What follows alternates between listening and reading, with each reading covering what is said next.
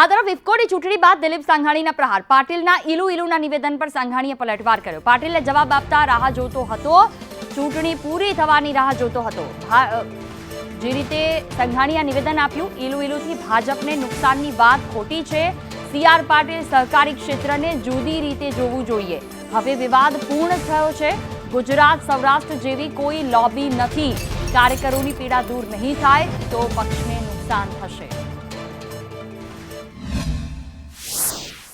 તો એમાં ભાજપને નુકસાન છે એવું કીધેલું CR પાટીલે કે સહકારમાં ઈલું ચાલતું, આના કારણે ભાજપને નુકસાન થાય છે. હવે અન્ય પક્ષોના બધા જ હોવા છતાં હું ચેરમેન દરેક સંસ્થામાં રાષ્ટ્રીય કક્ષામાં બન્યો, આમાં ભાજપને નુકસાન ક્યાં? પ્રશ્ન ન્યા આવે. એટલા માટે મને લાગે છે કે સહકારિતાને રાજ્યવાઇઝ, વિભાગવાઇઝ અલગ અલગ રીતે જોવી જોઈએ. સાર્વત્રિક એક રીતે નહીં જોવી જોઈએ. વિવાદને સમાવીને વિકાસની દ્રષ્ટિમાં સૌએ સાથે કામ લાગવું જોઈએ.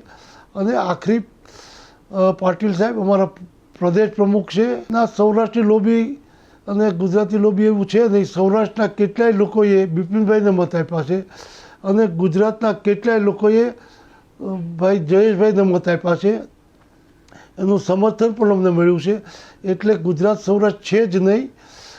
સહકારી પ્રવૃત્તિમાં લોકતંત્ર મુજબ ચૂંટણી થઈ છે એમ કહી શકાય.